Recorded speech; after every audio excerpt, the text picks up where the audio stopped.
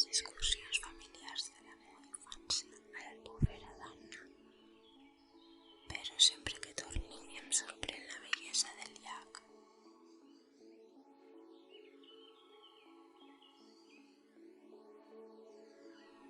Realment s'ha de fer un exercici de contenció per a no tirar-se a l'aigua a nedar amb els ànecs i els peixos. Primer que res, el respecte, i a més això està clarament prohibit per les autoritats d'Anna.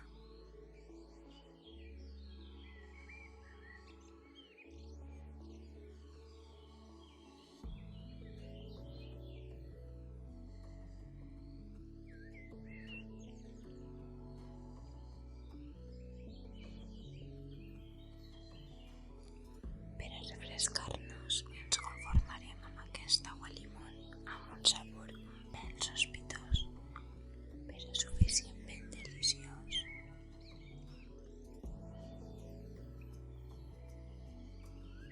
Els ànecs continuen amb la seva rutina, poc impressionats per l'interès dels turistes. La gent no veu ànecs a menut, però segurament ells estan cansats de que unes cares estranyes no paren de reclamar-los la seva atenció. No obstant això, la seva actitud pot canviar radicalment i convertir-te en la persona més important del món si els ofereixes alguna cosa de menjar.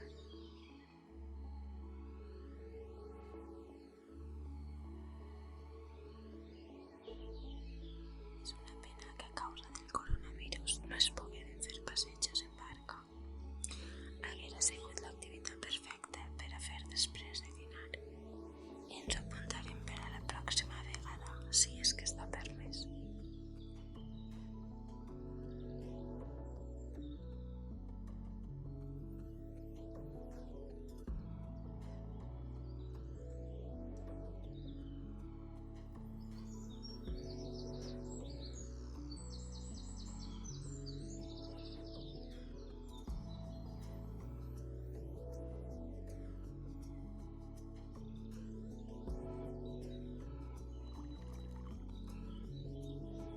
Les nombroses carpes i barbs que es poden trobar baix de l'aigua pareix que vagin un poc desorientades.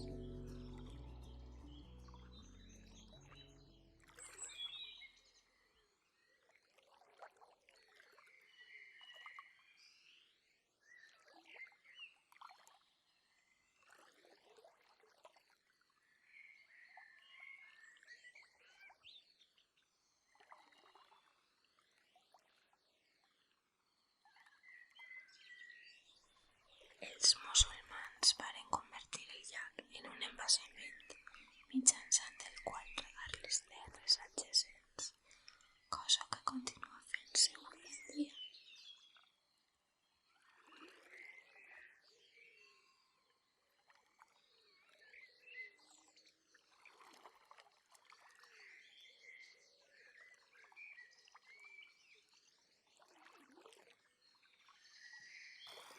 Sé que sempre serà un símbol de la meva infància, perquè em passava mitja vesprada jugant en els que regaven les taronges de l'hort, posant els peus dins i jugant a veure quin vaixell de paper aguantava més el corrent de l'aigua.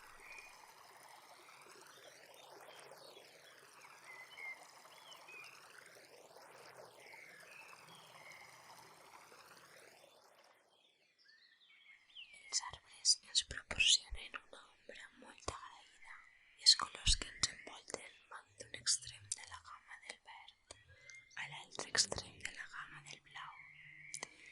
Maragda, espuma de mar, verd molsa, turquesa, agua marina, cerúleo, safir, lapislázuli.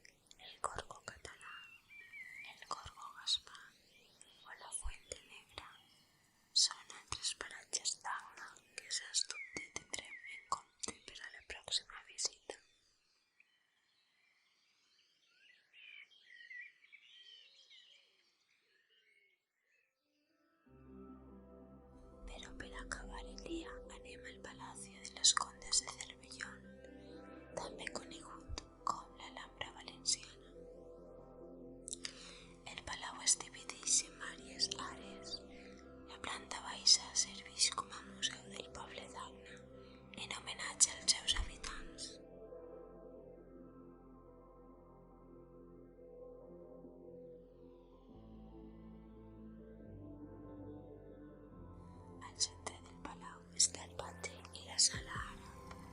Pràcticament tot l'espai està restaurat amb l'estil decoratiu musulmà del segle XII, ja que els àrabs estaven